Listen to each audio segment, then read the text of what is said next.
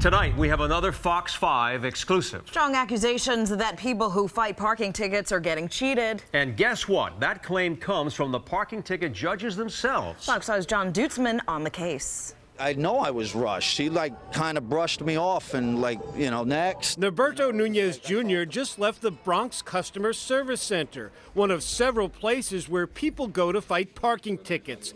He lost and was not a happy customer. Honestly, I felt like I was completely ignored.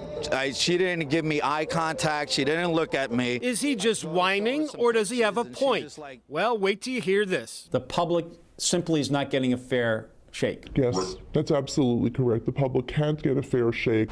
Their ability to get a fair shot has been compromised over the years. These two people have a combined 30 years experience as parking ticket judges in New York City. One is no longer a judge, one still is. We've protected their identities. They claim that judges are being pressured to rush through the process of hearing people's arguments when they try to fight tickets in person, online, or through the mail. There has been an obsession in this agency, almost on a kindergarten level, comparing one borough calling the other. How many did you do today? How many did you do? That's totally ridiculous. The emphasis is on the numbers. The numbers, total obsession with numbers. Speaking of numbers, it sure looks like it's getting harder to beat a ticket.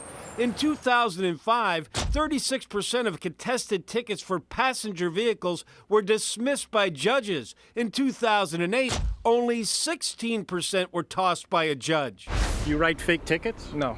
And through the years, Fox 5 has seen some screwy tickets. In fact, this guy got fired after we caught him writing fake tickets for things like parking in front of fire hydrants that we proved didn't exist. You have an imagination? Are you imagining there are fire hydrants in places where they're not?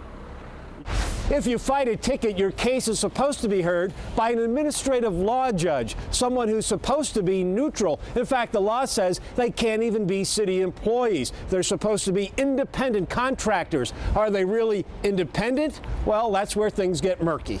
They can dismiss you or they can cut your hours at any time. That doesn't make you very independent unless you're independently wealthy.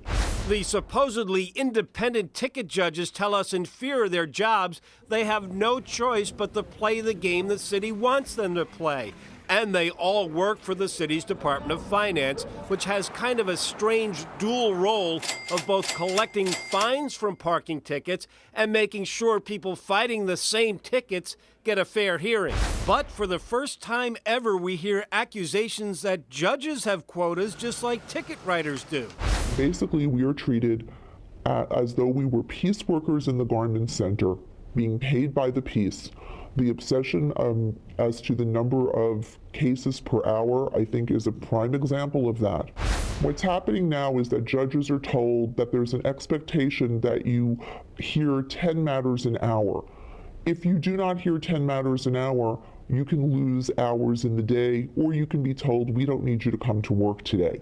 So what does this mean to you? Well, if a judge has time, they can check certain databases on their computer. Things like the locations of street signs, car registration information. And if they suspect a phony ticket, they can go back and look at several tickets written by the same person to see if things are shady. It's all giving the judge time to decide who's right, you or the person who wrote the ticket. When you say, there's no sign like that on that block, you want the judge who'll say, wait, I can look that up. Not the judge who's going to say simply, well, it's your word against the agent's, I'll pick. If you want to do really high numbers, if you want to get lots more assignments, then what you're going to do is cut people off, refuse to look things up even though it's right on your computer, and you're always going to take the agent's word. A judge knows that if he believes the agent, he's still going to get more assignments. But if he believes the respondents too often, he may not. I'd go to show her some pictures and she just brushed it off to the side and wouldn't even look at my pictures. The public can't get a fair shake when the judge is more worried about how many minutes it's taking than about listening to what the respondent is saying and giving them their due in court. The judges claim that complaints about the problem have been made, but nothing's been done.